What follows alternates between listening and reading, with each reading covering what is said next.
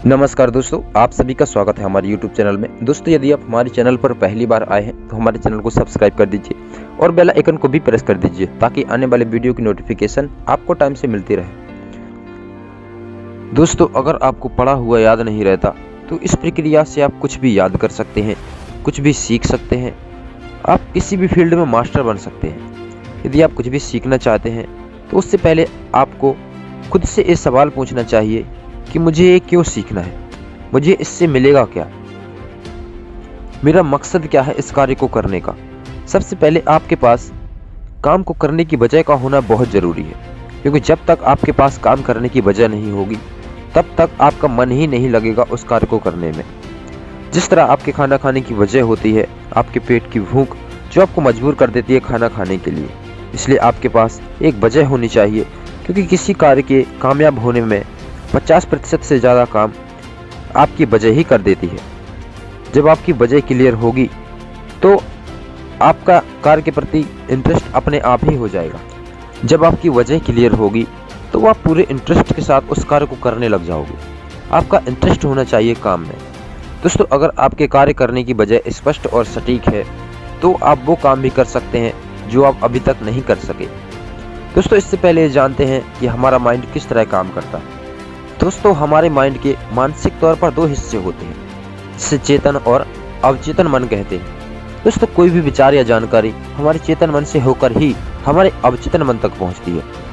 जब हम किसी कार्य को पहली बार करते हैं तो उसे हम चेतन मन से करते हैं, लेकिन जब वही कार्य हम बार बार और लगातार करने लगते हैं तो वो कार्य हमारे अवचेतन मन में बैठ जाता है और हमारी आदत बन जाता है।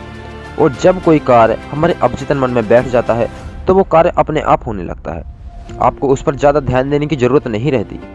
चलिए इसे एक उदाहरण से समझते हैं। उदाहरण के लिए, यदि आप किसी कार को चलाना सीखना चाहते हैं तो जब आप पहला प्रयास करते हैं तो उसे चेतन मन से करते हैं। आपको बहुत ध्यान रखना पड़ता है, लेकिन जब आप प्रतिदिन कार चलाना शुरू कर देते हैं और लगातार प्रैक्टिस करते रहते हैं तो वो आपके अवचेतन मन में बैठ जाता है, यानी कि वो आपकी आदत बन जाता है। फिर आप आसानी से कार चलाना शुरू कर देते हैं। चलिए इसे एक उदाहरण से और समझते हैं। जब कोई व्यक्ति जिम में जाकर एक्सरसाइज करता है तो वह एक दिन में ताकतवर और मजबूत नहीं बनता। उसे मेहनत करनी पड़ती है, लगातार मेहनत करनी पड़ती है, उसे लगातार प्रयास करना पड़ता है, तब जाकर वह विजेता बनता है। इसलिए दूसरा जो स्टेप है वो है लगातार प्रयास। लगातार प्रयास करने से आप किसी भी कार्य को सीख सकते हैं। कबीरदास जी कहते हैं, कृत कृत अभ्यास के जड़मति होत सुजान, रसरी आवत जात के सिल पर परत निशान। इसका अर्थ है कि लगातार अभ्यास करते रहने से मूर्ख व्यक्ति भी बुद्धिमान बन जाता है। जिस तरह एक रस्सी के बार बार आने से एक पत्थर पर निशान बन जाता है। जब आप बार बार किसी बुक को रीड करते हैं, बार बार प्रैक्टिस करते हैं, तो वो आपके माइंड में बैठ जाता है, यानी कि वो याद हो जाता है। अगर आप किसी भी फील्ड में मास्टर बनना चाहते हो तो आपको उसकी प्रैक्टिस करनी पड़ेगी। लगातार आपको उसके बारे में प्रयास करना पड़ेगा, लगातार उसको रीड करना पड़ेगा।